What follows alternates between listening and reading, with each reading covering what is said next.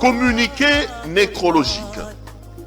Monsieur Roms Moubama, depuis Paris en France, et toute la famille Moubama ont la profonde douleur d'annoncer aux amis et connaissances le décès inopiné de leur frère Alfred Moubama, Yampou pour les amis et intimes, ancien habitant de la commune de Lembafoire. Décès survenu, c'est jeudi 8 mars 2021 à Londres. En attendant le programme des obsèques, la famille prie tous les amis et connaissances à garder une pensée pieuse en mémoire de l'illustre disparu. Le programme qui se déroulera simultanément à Paris, à Londres et à Kinshasa vous sera communiqué ultérieurement. Dans cette batterie de domaines, on les met sur la table et nous tentons de leur donner un sens ou plutôt une forme selon nous. C'est d'ailleurs pour ça que nous avons l'habitude de dire chaque matin avant de commencer cette émission que le décrit info, c'est tout simplement le tempo de l'actu selon notre feeling. Notre feeling veut dire notre manière à nous de voir les choses, notre manière à nous de le ressentir et surtout notre manière à nous de les exprimer. N'oubliez pas que dans le cadre de cette émission, nous faisons des éditos. Nous sommes dans la peau des éditorialistes et un éditorialiste est tout simplement ce journaliste-là qui monte au créneau pour prendre position, donner un avis, un point de vue par rapport à une situation qui se pose dans sa société. Comment voulez-vous que nous puissions donner un point de vue tel que nous reconnaissons la théorie et que nous demandions après, derrière ce point de vue-là, que tout le monde soit unanime sur ce que nous disons. Non, non, ce n'est pas du tout une parole d'évangile ce qui s'est dit ici. Nous ne sommes pas des prophètes ou des archibishops, des archipapes et on vous demande par vous de dire oui et amen à tout ce que nous disons. Non, pas du tout. Nous exposons nos propos étant pris de vos critiques parce que nous restons convaincus que du choc d'idées, la lumière, alors la vraie lumière finit toujours par jaillir. Laissez-moi vous dire grand merci de l'intérêt que vous n'arrêtez d'accorder à cette émission. J'ai vu qu'on tend déjà vers la 60 000 abonnés. La main sur le cœur, j'ai tenu à vous dire très sincèrement merci. À vous remercier pour la confiance et l'attachement que vous avez pour cette chaîne YouTube. Je profite également de l'occasion pour dire grand merci à nos partenaires, plus particulièrement à la boutique La Londoloise de Madame Judith Londolé-Betoko qui nous a fait confiance. Vous également, si vous avez vos produits, vous avez un message dans le cadre de la vulgarisation, dans le cadre du marketing, vous pouvez nous contacter. Nous ferons le réel plaisir de pouvoir discuter avec vous. On trouvera un terrain d'attente pour vous accompagner dans le cadre du marketing de vos produits. Vous avez vu le thème. Je suis venu aujourd'hui pour qu'on parle de la publication du gouvernement Samalou Kondé 1. La première fille, la fille aînée comme on disait de l'Union Sacrée, le tout premier gouvernement de l'Union Sacrée, donc sorti, la première équipe gouvernementale de Samalou Kondé est sortie cet après-midi. Je vous propose une balade au travers les lignes de ce gouvernement.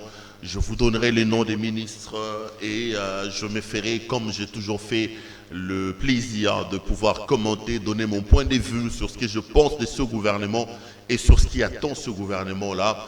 Les débats, nous allons les poursuivre à l'extérieur comme on l'a toujours fait. On peut s'appeler, on peut discuter, on peut épiloguer autour de ce que j'aurais dit parce que ce n'est pas le règne de la pensée unique ici.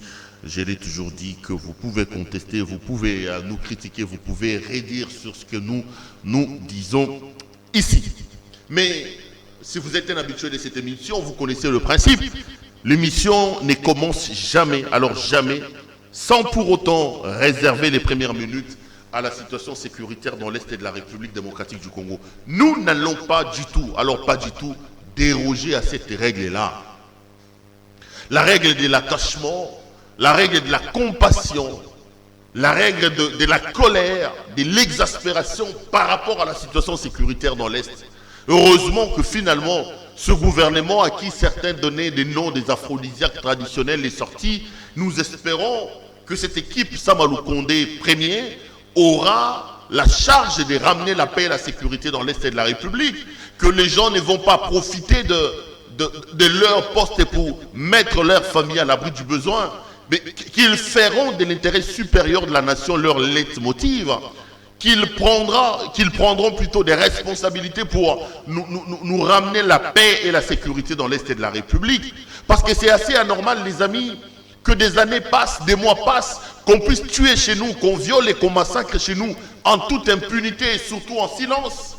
Moi, ça m'énerve, ça me laisse pantois et sans voix. Je ne comprends absolument rien que nous puissions petit à petit à commencer à s'accommoder à cette situation d'insécurité criante qui a élu domicile ici chez nous, dans l'Est de la République.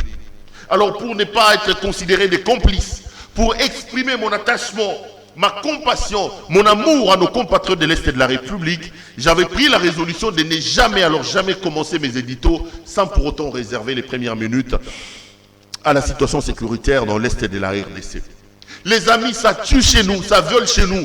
Aujourd'hui, dans tous les groupes WhatsApp, dans tous les groupes Facebook, dans tous les groupes, dans toutes les plateformes des réseaux sociaux, les gens sont en train de débattre sur la situation sécuritaire, plutôt sur la sortie du gouvernement, oubliant qu'en ce moment-là, à l'heure actuelle, les gens sont en train de payer de leur vie dans l'Est de notre pays. Les gens sont en train d'être massacrés, en toute impunité et en silence. Quel que soit où vous êtes, les amis, n'oubliez pas que le seul bien commun que nous avons, que le bon Dieu nous a laissé, c'est ce pays, c'est cette patrie, la mère patrie, comme on dit. Et je voudrais une fois de plus réitérer mes appels à son Excellence, Monsieur le Président de la République. Excellence, on tue chez nous, on viole chez nous, on massacre ici chez nous. Même s'il y a des affidés, des gens qui pensent que même en disant ça, nous méritons qu'on nous insulte. Le président, c'est lui le commandant suprême des FARDC. Le président est le commandant suprême de la police nationale congolaise. Le président est la seule institution individu, l'institution présidente de la République. Monsieur Tshisekedi est en lui seul une institution. Le président est le seul de nous tous qui a prêté serment devant la nation. La main sur la Constitution pour nous protéger. Lorsqu'il y a des situations compliquées, vous ne pouvez pas empêcher aux enfants, aux Congolais que nous sommes, à réclamer des choses à leur président de la République. Vous ne pouvez pas voir une récupération derrière ces appels de détresse. Monsieur le Président, qu'il me soit permis de vous rappeler que vous avez promis de déplacer l'état-major général dans l'Est de la République. Qu'il me soit permis de vous rappeler, Excellence, Monsieur le Président de la République, que vous avez promis, Monsieur le Président de la République, que vous allez élire domicile là-bas. Vous vous êtes étonné de voir comment est-ce qu'on peut être fier d'être Président de la République dans un coin où les gens vivent des situations aussi dramatiques et aussi catastrophiques. Mais ça fait plus de 2 ans que vous êtes là, Monsieur le Président, rien ne change. Les kabylistes sont en train de se moquer de vous, Monsieur le Président, et de tous les tshisekédistes en disant, j'étais avec Ilia ici, que lorsque Kabila est parti, il a laissé 35 mouvements armés et milices. Kabila a vaincu le M23. Excusez-moi. Kabila a vaincu le M23. Kabila a vaincu le mouvement de Laurent Kunda Batouaré, les CNDP, mais il laisse 35 mouvements armés. Excusez-moi. Et juste après lui, nous passons des 35 à plus de 100 mouvements armés. C'est donc la responsabilité du président de la République et de pouvoir cogiter pour trouver des solutions qu'il faille au fin de nous ramener la paix et la sécurité dans notre pays. Moi, j'ai toujours mes postulats que je pose. J'ai dit 2 choses importantes à faire si nous voulons absolument que la paix revienne chez nous. La première, c'est reformer notre armée. Nous devons nous doter d'une armée réformée, professionnelle, républicaine et dissuasive pour nous protéger. Et le deuxième élément, le deuxième postulat que je pose, j'ai dit que nous devons être capables d'identifier la menace. Pour moi, la menace, ce sont les tireurs de ficelles, comme le disait Mbosso. Ceux qui instrumentalisent les milices, ceux qui sont derrière le groupe armé, certains sont ici à Kinshasa. Mbosso les a même pointés du doigt. Mbosso a pointé du doigt ces gens-là. Il leur a pointé le doigt en disant « Quittez les groupes armés, chers collègues. » Si nous identifions ces gens-là, nous les traquons et nous les punissons, je vous jure que nous allons ramener la paix et la sécurité dans notre pays. Voilà ce que j'allais dire très rapidement aujourd'hui sur la situation sécuritaire dans l'Est de la République.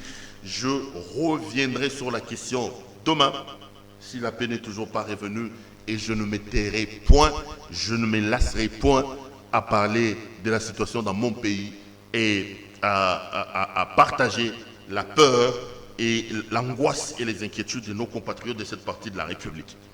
Les amis, vous avez vu le thème. Je suis venu, je l'ai dit au départ, pour qu'on cogite un peu autour de ce premier gouvernement Samalou Condé 1. Après donc plusieurs mois d'attente, un peu plus de 2 mois, finalement, son Excellence, Monsieur le Président de la République, a signé l'ordonnance nommant le membre du gouvernement. Un gouvernement qui s'est fait beaucoup attendre. Vous le savez, j'étais contre ces gens qui disaient qu'on a notre temps, qui nous opposaient Kabila en disant quand Kabila était là, les gens attendaient 5-6 mois, qui nous rappelaient que lors du mariage FCCK, on était obligé d'attendre 7 mois. J'ai dit non. Si vous avez pris les pouvoirs pour justifier les échecs, pour justifier les erreurs, pour justifier les insuffisances par Kabila, alors ça sert à quoi le fait d'avoir pris les pouvoirs? Onyema a dit sur mon plateau que l'échec de Kabila ne doit pas justifier les insuffisances présentes. Non, on a pris les pouvoirs pour pouvoir apporter un mieux-être. J'ai fait rire à quelqu'un qui me disait, non, vous êtes assez exigeant, vous étiez ici avec Kabila. J'ai dit, mais non, si l'on doit prendre Kabila comme modèle, mais Kabila a tué aussi Mukendi. Bon, on m'appelle aussi Mukendi, non? Mais Kabila a tué Thérèse Kapangala. Il faut aussi tuer Thérèse Kapangala. Il faut créer son aussi Mukendi. Non, nous avons pris les pouvoirs. Vous avez pris les pouvoirs. J'ai dit nous parce que nous avons voté M. Tshisekedi pour apporter un mieux-être aux Congolais, pour changer et faire la rupture entre des choses que nous avons décriées, ces choses qui ont fait que le peuple puisse sanctionner Kabila en faisant confiance à M. Félix Antoine Tshisekedi Tshilombo.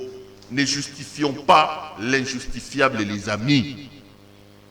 Parce qu'il faut qu'on se le dise, ça fait plus de 5-6 mois qu'il n'y a pas de conseil des ministres. Le pays est à l'arrêt. Le bilan de M. le Président de la République va de mal en pire. En 2 ans et demi, le bilan de M. Tshisekedi est un échec patent. Ce n'est pas moi, heureusement qu'il est dit. Lui-même, le 6 décembre dernier, dans son discours de 6 minutes, le président a reconnu que son bilan n'était pas reluisant. Que son bilan n'était pas élogieux.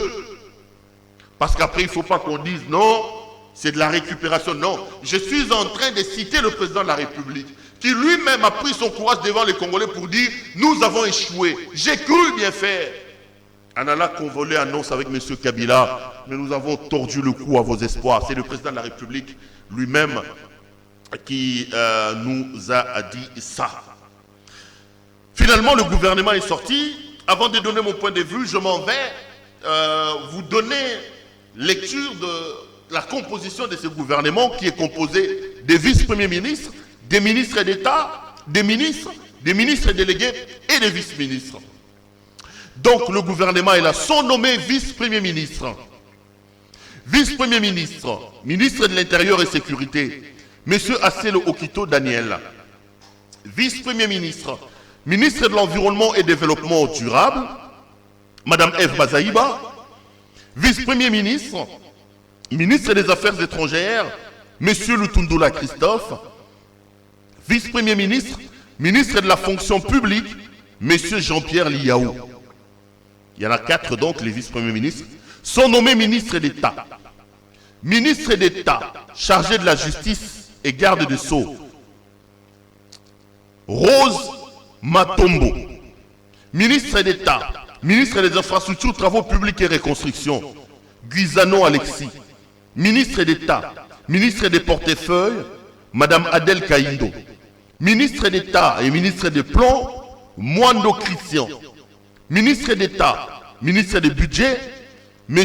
Bougie Aimé. Ministre d'État, ministre d'Urbanisme et Habitat, Pius Mwabilumba Yumukala. Ministre d'État au Développement Rural, M. François Roubota. Ministre d'État chargé de l'entrepreneuriat et petites et moyennes entreprises, M. Mouazi Eustache. Ministre de l'Aménagement, ministre d'État, ministre de l'Aménagement du Territoire, M. Guy Lowando. Sont nommés ministres. Ministre de la Défense nationale, M. Kabanda Gilbert. Ministre de l'Enseignement primaire, secondaire et technique, M. Tony Mwaba. Ministre de la Santé, M. Jean-Jacques Moukeni. Ministre des Finances, M. Nicolas Kazadi. Ministre des Transports et Voies de Communication, M. Boukele Senga Chérubin. Ministre de l'Agriculture, M. Désiré Nzinga. ministre des Pêches et Élevage, M. Bokele Adrien, ministre de l'Économie, M. Kalumba Jean-Marie, ministre de l'Industrie, M. Julien Pauluku Kaungia, ministre de l'Intégration régionale, M. Didier Mukazo, ministre de l'Enseignement supérieur et universitaire, M. Moïno Zangui, ministre de la Recherche et scientifique, M. José Mpanda, ministre des Hydrocarbures, M. Boudimbu Didier, ministre des Postes, M. Kibassa Augustin, ministre des Mines, M. Eberand Kolongel Cachemire, ministre de l'Emploi, ministre des Affaires foncières, Sakombi Molendo, ministre des Ressources hydrauliques, M. Olivier Mouenzé, ministre des Droits humains, M.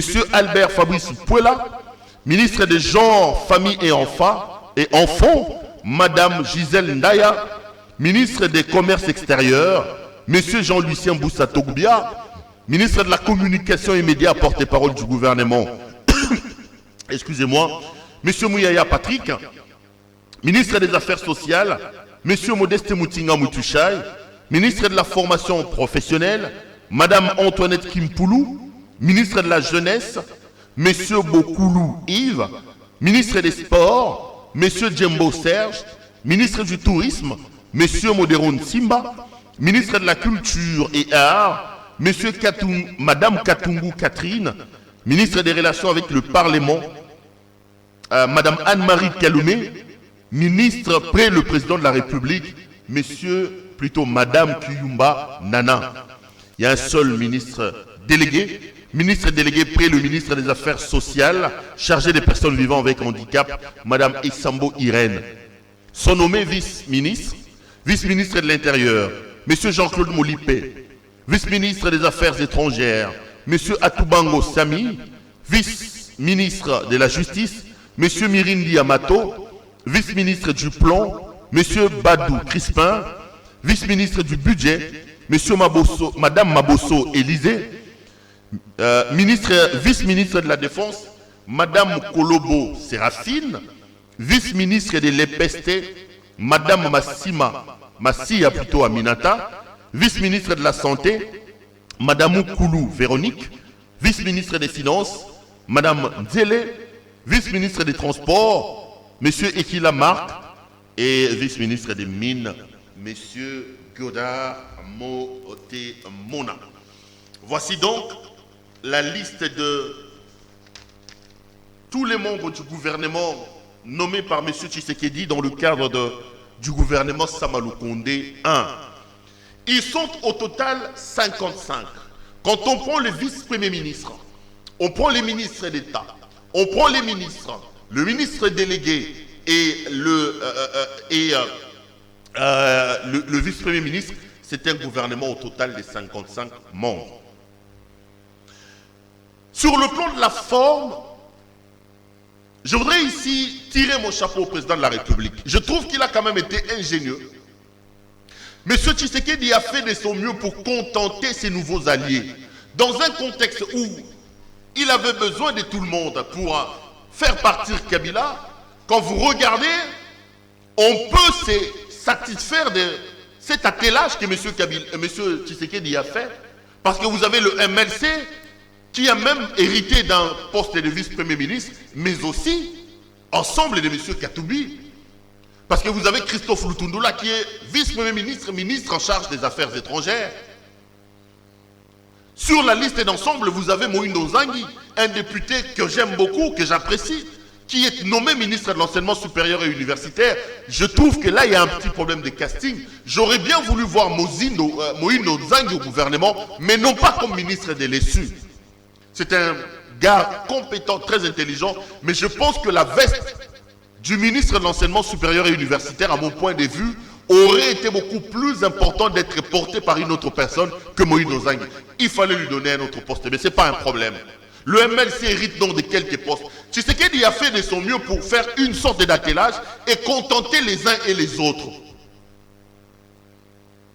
C'est vrai que certaines personnes n'ont pas vu leur boulimie être rencontrée, mais au moins on peut se satisfaire. Deuxième chose, deuxième constat, je remarquais que dans un contexte où M. Tshisekedi s'est plaint, où on a eu l'impression d'avoir un président qui se justifie, un président qui se plaint, M. Tshisekedi s'est organisé pour quand même réserver des postes juteux pour lui-même. Je parle notamment du ministère de l'Intérieur, je parle notamment du ministère des Finances, où il a mis un de ses proches, M. Nicolas Kazadi. Quand vous regardez l'architecture de ce nouveau gouvernement, vous vous rendez compte que M. le Président de la République s'est quand même réservé la part belle de certains postes juteux, des postes importants. Je ne lui tiens pas rigueur. Parce qu'au finish, c'est lui qui rendra compte. Sortir d'un contexte où il nous dit que Kabila était en train de le bloquer, je suis pas mal à l'aise de voir que M. Tshisekedi s'est organisé pour avoir quand même sous son contrôle un certain nombre de ministres. Le plus important, c'est de voir le gouvernement en œuvre et se rendre compte si effectivement ce gouvernement peut apporter quelque chose sur le vécu des Congolais. Là où je suis également mal à l'aise, c'est quand je vois la taille du gouvernement. Je trouve que dans un contexte d'un pays en ruine comme le nôtre, un pays à l'arrêt où tous les indicateurs sont au rouge, j'en parlerai quand je vais évoquer les défis de ce gouvernement. Un pays en cessation de paiement, un pays où on a dilapidé les réserves d'échange en dollars. Avoir un gros gouvernement éléphantesque de 55 personnes, je trouve que ce n'est pas en adéquation avec les discours. Quand vous lisez le tout dernier rapport de l'ODEP, l'ODEP vous explique que l'année passée, nous avons pu recouvrer 3,2 milliards de dollars américains. Et sur le 3,2 milliards de dollars américains, il est clairement établi que plus de 70 ou 80% de cet argent a été dépensé pour le fonctionnement et le paiement des institutions. C'est exagérément trop. C'est trop. Parce que pour l'année passée, pour l'ensemble de la République démocratique du Congo, seuls 126 millions de dollars américains ont été dégagés pour assurer les investissements. C'est 5 fois, pas 5 fois, presque 10 fois moins que rien que le budget d'investissement d'une ville comme la Belgique. Si nous voulons donner du tonus à notre gouvernement, si nous voulons prêcher par les exemples, j'ai toujours appelé M. le Président de la République à prendre des décisions courageuses. Le Congo est malade, le Congo n'a pas besoin de slogans et de discours. Le Congo a besoin des actions.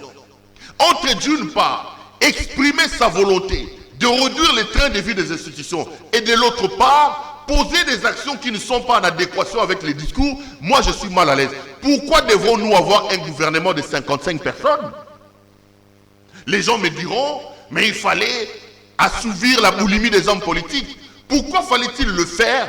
Parce que ça rentre dans mon hypothèse où on a cru que se débarrasser de Kabila était terminé. Nous nous séparons de Kabila, mais nous gardons les tares de Kabila. Nous gardons les postulats et enjeux de Kabila. Comment vous expliquer que le Congo, un pays malade, un pays dont les indicateurs sont au rouge, pourquoi nous devons-nous avoir un gouvernement de 55 membres? J'ai vu certains UDPCiens dire non, il faut applaudir Perrault. On était à 65, on est à 55.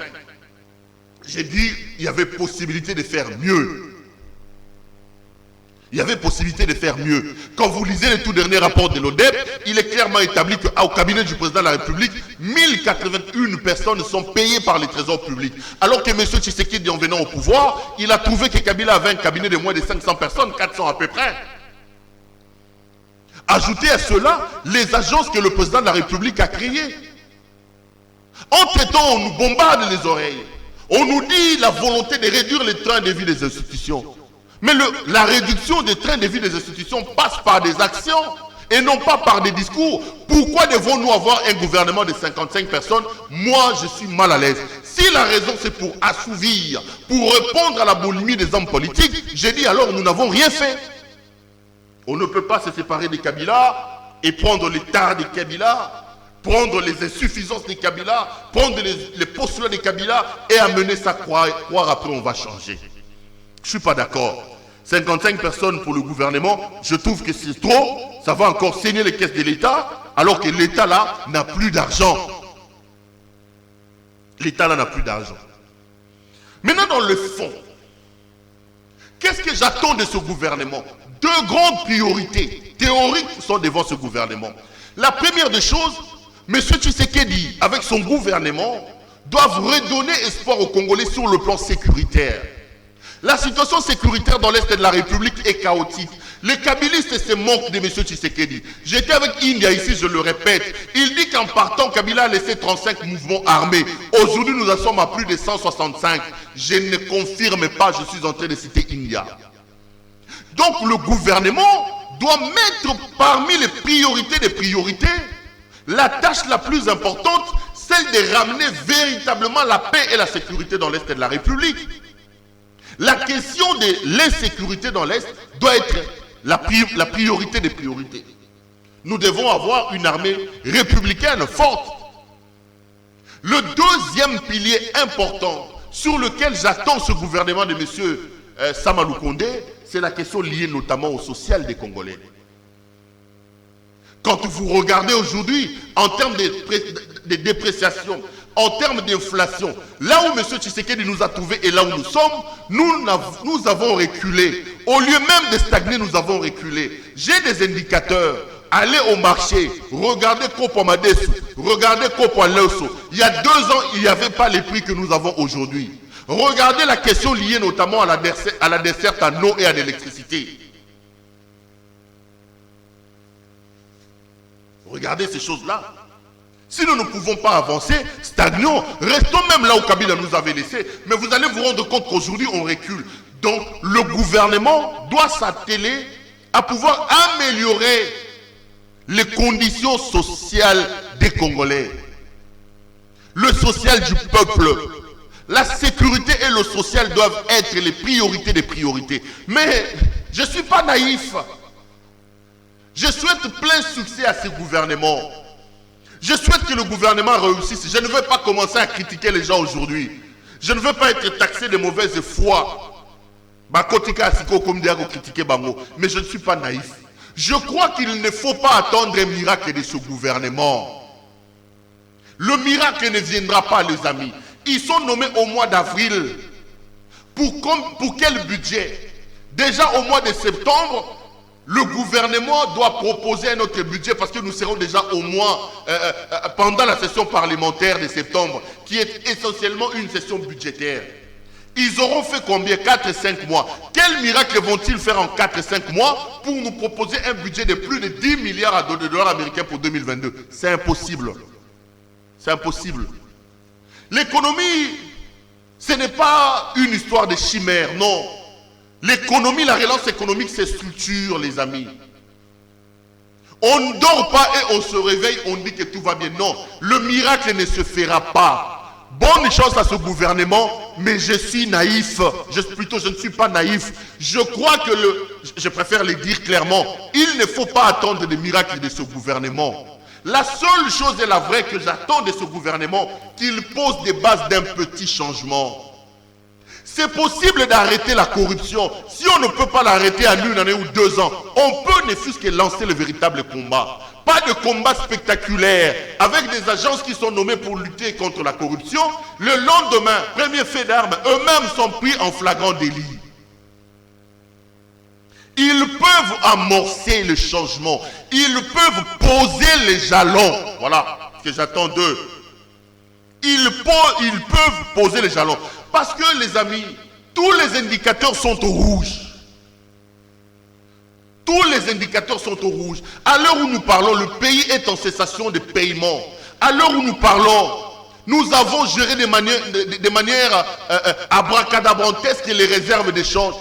Insultez Kabila comme vous voulez. Insultez les gens comme vous voulez. En partant, je ne dis pas que Kabila c'est un bon gestionnaire, c'est un mauvais gestionnaire. Mais le fait est là. Kabila nous a laissé plus d'1 milliard de réserves d'échange à la banque. Aujourd'hui, nous en sommes à moins de 500 millions. Nous ne l'avons pas bien géré. Nous ne l'avons pas bien géré. Nous ne l'avons pas bien géré. Je ne vois pas quel miracle ce gouvernement fera. Parce que déjà le mois de septembre, ils doivent commencer à préparer le budget pour 2022. N'oubliez pas que 2022 est une année préélectorale. Là, nous serons déjà dans la turbulence. Élection, Seni. Ceux qui seront au pouvoir vont commencer à vouloir chercher à conserver, à mettre des moyens de côté pour leur campagne. Ils ne feront pas grand-chose. Je ne rêve pas. Je ne rêve pas, moi. Je n'attends aucun miracle de ces gens. Je leur souhaite bonne chance.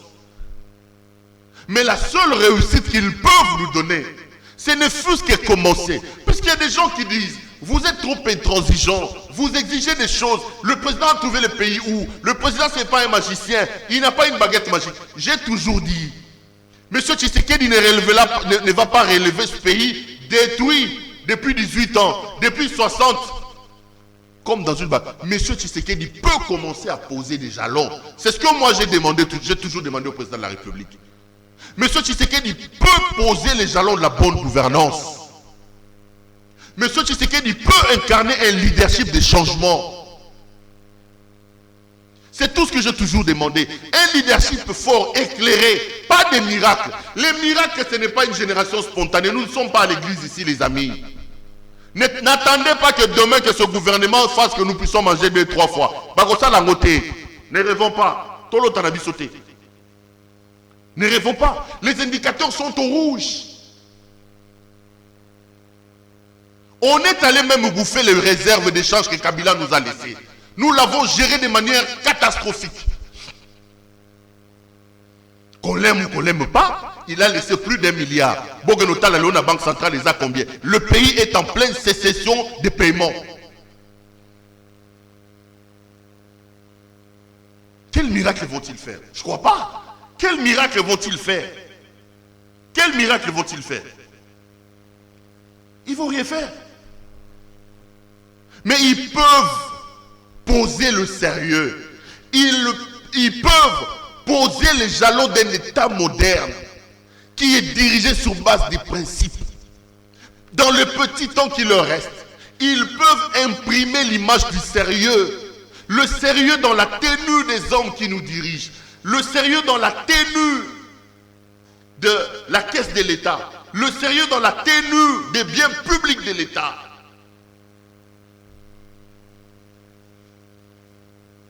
C'est ce que j'attends d'eux. C'est ce que moi j'attends d'eux. Ils ont trouvé un pays en miettes, un pays en lambeaux. Le pays est dans l'arrêt, le pays est en lambeaux, les amis. Quel miracle vont-ils faire? Ne rêvons pas. Ce que nous attendons d'eux, les amis, qu'ils posent des jalons. L'économie, ce n'est pas de la génération spontanée. Le pays sérieux font des projections économiques qui peuvent apporter des fruits dans 10 ans. Ici, les gens aiment voir la génération spontanée. M. Tshisekedi nous a dit en 2 ans ici qu'il a échoué. Quand vous regardez son bilan, vous vous rendez effectivement compte qu'il a échoué. Quand vous lisez le rapport de l'ODEP, le communiqué est clair. Aucun projet pour la relance économique, aucun projet pour le développement. C'est l'ODEP qui le dit. On a des projets triés comme ça à la volée. On prend comme ça, on dort, on se réveille, 100 jours. On dort, on se réveille, tu les genoux. Non, ce n'est pas des projets inscrits dans la durée. Et c'est ça le problème, malheureusement. Ceux qui arrivent aujourd'hui au pouvoir vont trouver cette situation-là. Ce qu'ils peuvent nous offrir, c'est la possibilité de commencer à poser les jalons, à donner les signaux d'un État moderne, à donner les indicateurs, les signaux qu'on peut croire. Le miracle, ceux qui les veulent peuvent aller prier chez Moukouna. Peuvent aller prier chez Moukouna. Ils peuvent resserrer les boulons sur la question de recouvrement des recettes de l'État. Ils peuvent resserrer les boulons sur la question de la corruption. Parce qu'on nous a toujours dit, plus de 50, même plus de 80% des recettes de l'État se volatilisent. Ils peuvent commencer à poser des fondations. Je suis à combien de minutes? Je sais, je ne me rappelle même plus. 35 minutes. Donc je vais terminer dans 1 minute. Parce que là, je viens de dépasser les minutes qui m'étaient imparties. Je suis quand même mal à l'aise de retrouver dans ce gouvernement des gens que le Congolais n'auront plus voulu voir dans ce gouvernement. Jean-Lucien Boussa Togbia, par exemple. Qu'est-ce qu'il revient faire à ce gouvernement? Qu'est-ce qu'il revient faire à ce gouvernement? Y avait-il pas des Congolais compétents dans son parti politique là? On pouvait donner la chance aux autres. Pourquoi reconduire Jean-Lucien Boussa? Pourquoi reconduire Jean-Lucien Boussa? Mais bon, je suis quand même content. Il y avait des noms qui nous faisaient peur. On disait que Mende va revenir, Ngoïka Saji va rentrer, tel vont rentrer. Mais ils ont quand même fait un effort pour donner l'image d'un renouvellement des autorités. C'est bon. Renouveler en termes de nom, oui. Mais renouveler en termes de gestion, c'est ce qui est plus important. Bonne chance à vous, les amis. Bonne chance à vous, monsieur le ministre. Vous avez été nommé ministre pour le compte de la République. Travaillez pour la République. Vous trouvez un pays en lambeaux. Tous les indicateurs sont au rouge. Le réserve d'échange dans la banque centrale, laissée par Kabila, plus d'1 milliard de dollars, sont aujourd'hui au rouge. Nous l'avons mal géré, nous Congolais. Nous l'avons mal géré. Faites de votre mieux. Je ne dis pas que vous avez des baguettes magiques. Posez les jalons d'un État moderne. Commencez à poser les jalons. Tout ce que nous attendons de vous, c'est des indicateurs pouvant nous donner l'impression, pas l'impression, pouvant démontrer à la face du monde qu'on a envie du changement. Kabila n'est plus là. Vous n'avez pas d'excuses. Changez de postulat. N'y allez pas comme à l'époque de Kabila. Confondez-nous, moi là, confondez-moi. Nous qui ne croyons plus à l'union sacrée. Confondez-nous. Foutez-nous la honte, nous là. Moi, je ne crois pas à l'union sacrée. Confondez-moi au nom de la République. Il faut me confondre.